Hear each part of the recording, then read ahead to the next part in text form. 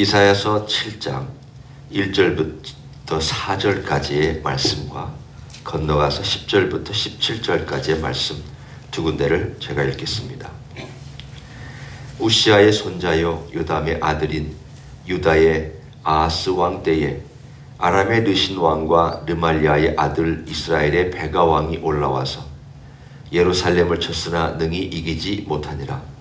어떤 사람이 다윗의 집에 알려 이르되 아람이 에브라임과 동맹하였다 하였으므로 왕의 마음과 그의 백성의 마음이 숲이 바람의 흔들림같이 흔들렸더라.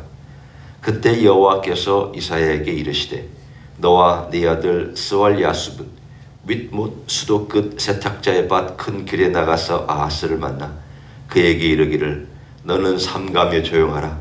르신과 아람과 르말리아의 아들이 심히 노할지라도 이들은 연기나는 두 부직갱이 그루터기에 불과하니 두려워하지 말며 낙심하지 말라. 10절입니다. 여호와께서 또 아하스에게 말씀하여 이르시되 너는 네 하나님 여호와께 한 징조를 구하되 깊은 데에서든지 높은 데에서든지 구하라 하시니 아하스가 이르되 나는 구하지 아니하겠나이다. 나는 여호와를 시험하지 아니하겠나이다 한지라. 이사야가 이르되 다윗의 집이여 원하건대 들을지어다. 너희가 사람을 괴롭히고서 그것을 작은 일로 여겨 또 나의 하나님을 괴롭히려 하느냐. 그러므로 주께서 친히 징조를 너희에게 주실 것이라. 보라 처녀가 잉태하여 아들을 낳을 것이요 그의 이름을 임마누엘이라 하리라. 그가 악을 버리며 선을 택할 줄 알 때가 되면 엉긴 젖과 꿀을 먹을 것이라. 대저 이 아이가 악을 버리며 선을 택할 줄 알기 전에 네가 미워하는 두 왕의 땅이 황폐하게 되리라. 여호와께서 에브라임이 유다를 떠날 때부터 당하여 보지 못한 나를 너와 내 백성과 내 아버지 집에 임하게 하시리니 곧 아수르 왕이 오는 날이니라.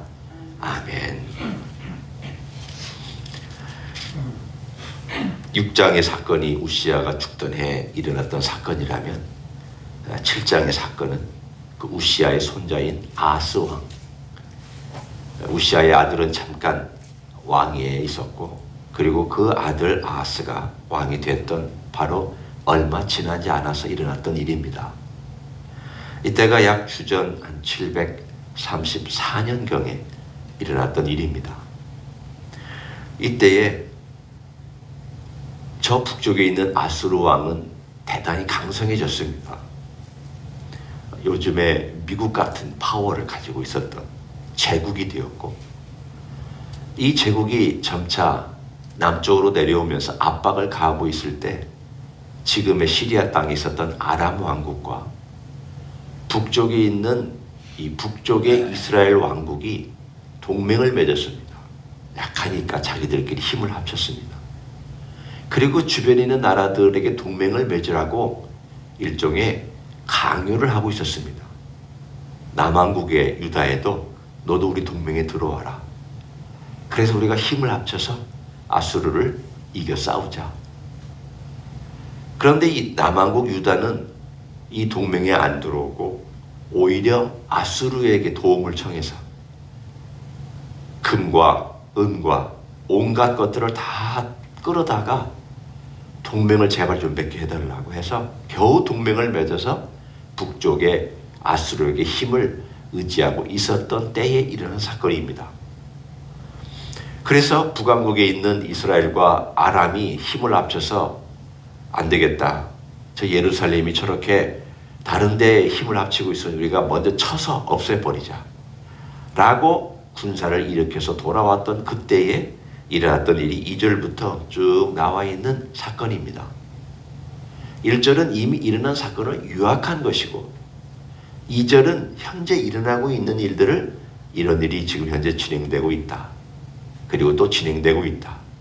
그리고 앞으로 어떻게 될 것이다. 그런 모든 것들을 오늘 7장에서 우리들에게 말씀하고 있습니다. 오늘 여기서 말씀하고 있는 내용을 가만히 우리가 들여다보고 있으면 마지막 얼마 남지 아니하는 북왕국과 아람 왕국의 한 12년 정도의 그 사이에 어떠한 소용돌이 같은 역사적인 사건이 일어나고 있는가를 보여주는 내용들입니다. 예를 들어 지금이 우리가 살고 있는 2023년입니다. 그러면 이때 우리가 살고 있는 해부터 12년을 예를 들어 더하면 2035년입니다. 12년이라는 세월 동안에 어떤 일이 일어날지 우리는 모르죠. 우리가 살아있을지 죽을지 또는 어떤 다른 사람들이 어떤 일들을 행할지 모르지만 이 12년이라는 사이에 하나님께서 마치 우리 주변에 있는 여러 나라들을 갑자기 멸망시킨 사건들이 만약에 계속해서 일어난다면 우리는 매일 뉴스를 접할 때마다 전쟁의 이야기, 전쟁의 뉴스, 이번에는 어떤 도시가 멸망했고 이번에는 어떤 나라가 멸망했고 이번에는 어떤 데서 전쟁이 일어났다. 이걸 거의 매일 아마 뉴스에 들을 것입니다. 그 시대가 그랬습니다. 그 시대에 뉴스가 없어서 그렇지 멀리 거리가 떨어지면 무슨 일이 일어난지 몰라서 그렇지 만약 지금 같은 시대라면 아수르가 여기를 쳐서 점령했대. 또 아수르하고 어디하고 전쟁을 벌였대. 이게 거의 하루에 잠자고 일어나면 또 사건이 일어나고 또 잠자고 일어나면 사건이 일어나는 바로 그러한 그냥 모든 것들이 막 역동적으로 소용돌이처럼 일어나는 상황 가운데서 오늘 아하스는 무엇을 의지하고 살았는지를 한번 여러분이 보십시오. 이사야가 아하스를 만났습니다. 그리고 메시지를 줍니다. 첫 번째 메시지는 3절부터 우리가 다는 읽지 않았지만 9절까지고요. 두 번째 메시지는 10절부터 17절 이후까지입니다. 그러니까 메시지를 두 번 줬습니다. 한 번의 메시지는 너 두려워하지 마라. 너의 쳐들어온 이 북왕국과 시리아는 두 부직갱이 타다 남은 있잖아요. 나무가 타다 남은 그 조그마한 가느다란 그렇게 툭 건드리면 깨져버리는 힘도 없는 그 부직갱이니까 너 두려워하지 마라. 그리고 나서 오늘 우리가 읽은 10절부터 17절까지 그 두 나라가 어떤 일이 벌어질 건가에 대하여 유명한 우리들이 잊어버릴 수 없는 유명한 하나님의 사인을 그에게 주셨습니다. 그 10절부터입니다. 10절에 이렇게 얘기합니다. 여호와께서 또 아하스에게 말씀하여 이르시되 너는 내 하나님 여호와께 한 징조를 구하되 깊은 데서든지 높은 데서든지 구하라. 그러니까 하나님이 구하라 그랬습니다. 그런데 아하스는 나 구하지 않겠다. 나 여호와 시험하지 않겠다. 언뜻 들으면 대단히 경건하게 들리는 표현을 씁니다. 성경에 하나님 시험하지 말라고 그랬으니까 나 시험하지 않겠다.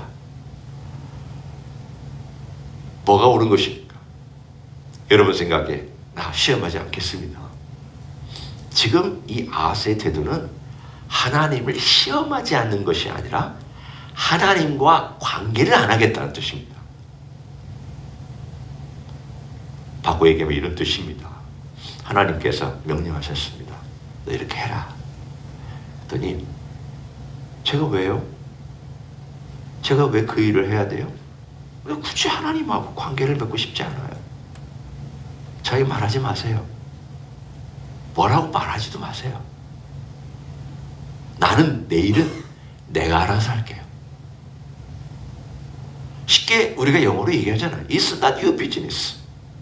이 세상에 지금 이 나라, 유다라는 나라의 왕은 나예요. 내가 이 나라를 관리하고 내가 알아서 이 나라의 국제관계건 군사관계건 생존이건 내가 알아서 내가 결정하고 우리 대신들과 함께 제일 생각을 모아서 할 테니 하나님이 이러쿵저러쿵 이렇게 하라 저렇게 하라 말하지 마세요. 그 얘기 아하스가 하고 있습니다.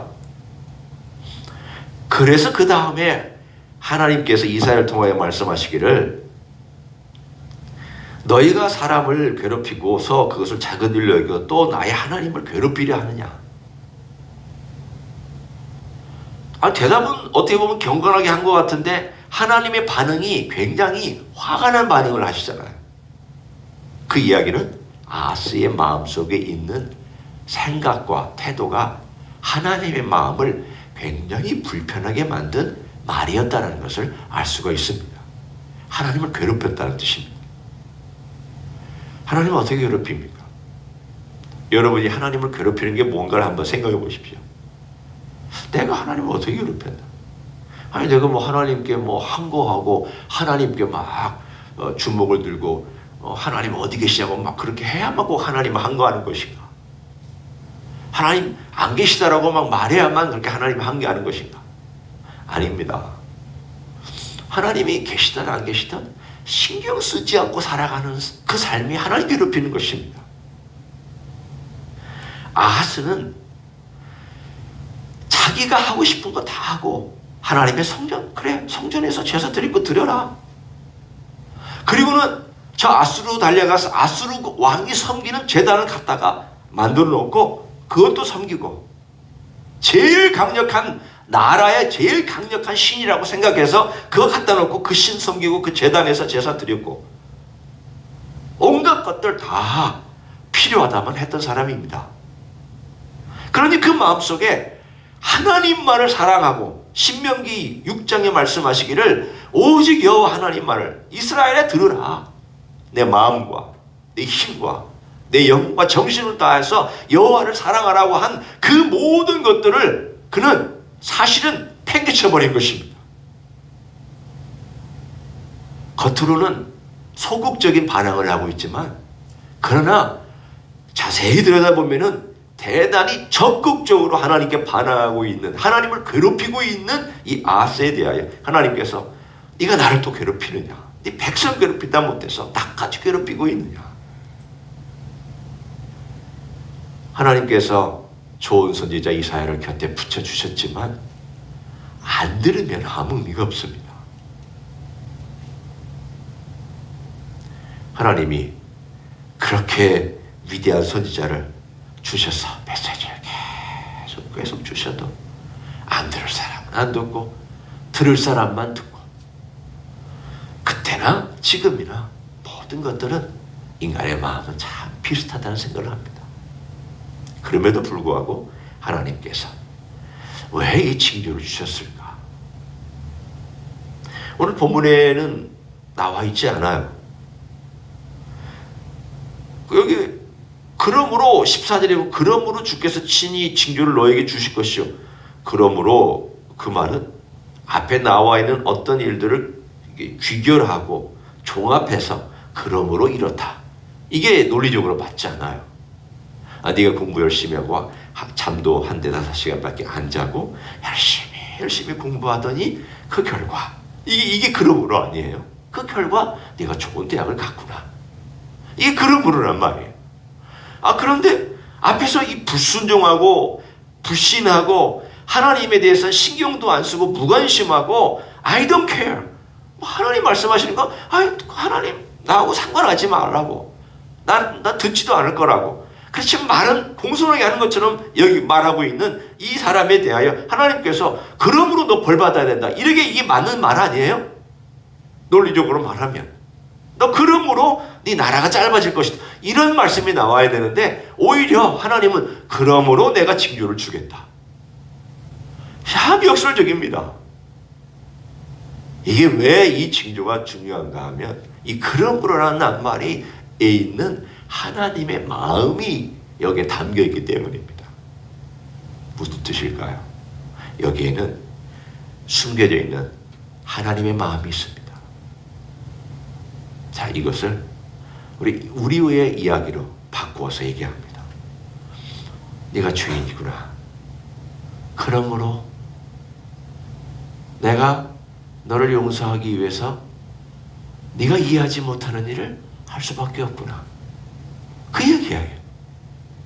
우리가 행한 것의 결론으로 따지면 그 결과 우리는 벌을 받아야 마땅하지만 벌을 받아야 마땅한데 그러므로 내가 이 벌 받는 거를 다른 걸로 대체해서 너를 내가 살려야 되겠다라고 하는 하나님의 사연과 마음이 들어있는 그러므로예요. 자, 그 얘기를 다시 가지고 와서 오늘 본문에 얘기를 합니다. 불순종합니다. 이방신상 섬깁니다. 하나님 말씀하는 것은 들으려고 하지도 않습니다. 한 귀로 듣고 한 귀로 흘립니다. 아예 귀를 막아버릴 때도 있습니다. 그러므로 너 죄인이니까 그렇게 말을 안 듣고 네가 그렇게 행한다 할지라도 나는 그러므로 일하는 사람이다. 내가 이 모든 것들에 대하여 그러므로 너희들이 죄인임으로 내가 오히려 일한다. 하나님이 주신 이 메시지가 뭔지를 보세요. 자, 처녀가 잉태하여 아들을 낳을 것이다. 그 이름을 임마누엘이라 하라. 이 사건은 그 시대에 역사적으로 일어난 사건이기도 하고, 이 사건은 앞으로 우리가 분명히 알고 있는 예수님이 탄생할 때의 사건입니다. 그러니까 두 사건이 똑같이 역사적으로 일어난 사건입니다. 그런데 이 사건이 왜 그때의 의미가 있었느냐? 하나님이 징조를 아하스에게 주셨으면 아하스 시대에도 의미가 있어야 징조 아닙니까? 하나님이 징조라고 그러셨잖아요. 예언이 아니라 징조라고 하셨잖아요. 징조는 보이는 사인이 징조예요. 그럼 이 사인을 보면 무슨 일이 일어나겠구나, 이걸 아는 거란 말이죠. 거기 나와 있는 사건을 보면 이 처녀는 그 당시에 결혼하지 아니하는 처녀입니다. 근데 누군지는 모르지만 아마도 아수도 알고 이사야도 아는 어떤 한 처녀가 결혼을 해서 바로 아이를 낳습니다. 그러니까 아마도 한 1년에서 2년 정도 시간이 걸리겠죠. 근데 그 아이의 이름을 임마누엘이라고 이름을 칭했습니다. 그러고 나서 그 아이가 젖을 떼고 선과 악을 구별하는 아이가 된 12년 정도, 12살 정도의 나이가 되었을 때에 두 나라가 다 없어질 것이다. 그 얘기를 해주고 있습니다. 그러니까 역사적으로 734년에 지금 이사야가 아하스를 만나서 그 광장에서 이 메시지를 전하고 있는데, 한 12, 13년이 지나면 이 두 나라 다 없어질 것이다. 쉽게 봐라, 이 하나님의 사인이다. 그 여자가 아이를 낳아서 임마누엘이 자라서 첫 1살 되고 2살 되고 3살 되고 4살 되고 10살 되고 11살 12살이 되던데, 북왕국 이스라엘이 아니나 다를까 아수르에 의해서 완전히 멸망한 사건이 일어났습니다. 하나님은 사인을 주셨던 것이고 역사적으로 그 사건은 일어났습니다. 근데 왜 이게 예수님하고 연관되는 것이냐? 역사적으로 734년에 주신 사인이 722년에 일어난 이 모든 사건의 가장 핵심되는 임마누엘이라고 하는 이 사인, 이 아이, 이 아기가 바로 앞으로 장차올 메시아의 예표적인 일종의 모형입니다. 그림자입니다. 그림자는 원형에 대하여 가리키고는 있지만 완전한 형태는 아닙니다. 여러분이 그림자 보고 원형을 다 안다고 몰라 말 못하잖아요. 모형도 부분적으로는 맞지만 완벽하게 원형과 일치하지 않습니다. 모세하고 예수님, 모세는 예수님의 모형입니다. 그러나 완전히 일치하지는 않아요. 요셉도 예수님의 모형입니다. 어느 모습이 예수님을 가리키고는 있지만 완전히 일치하지는 않아요. 어느 부분이 가리키고 있는 게 있어요. 그럼 뭐가 가리키고 있는 거냐는 말이에요. 그건 다른 게 아니라 네가 범죄하였고 네가 나에 대해 듣지도 아니하지만 나는 그럼에도 불구하고 내가 너희 백성을 사랑하기 때문에 내가 사인을 줄 것이다. 널 구원한다라고 하는 사인을 줄 것이다. 나의 일방적인 사인, 내가 너와 함께 한다라고 하는 사인을 나는 줄 것이다. 그 메시지예요. 하나님은 그 시대에 한 아기를 주심으로써 하나님께서 유다 백성을 그래도 사랑하시고 그래도 보존하시고 그래도 내가 이 백성을 위하여 일하고 있다는 것을 너는 알게 될 것이다 라는 것을 아하스는 안 믿거나 말거나 하나님은 유다 백성이 주신 거예요. 유다 백성에게. 그 왕과 함께 듣고 있었던 그 많은 사람들에게 들어라라는 거예요. 하나님은 너희를 그래도 사랑하시고 보존하신다. 이 메시지가 바로 예수님 때 그 가장 힘든 메시지가 왔습니다. 사람들을 죄악 범했습니다. 메시아를 기다렸지만 시름시름 모든 죄에 의해서 죄의 노예가 되어 살았습니다. 메시아가 오신 그때에 보라, 처녀가 잉태하여, 이 처녀가 잉태하여 아들을 낳는다는 말은 바로 원형입니다.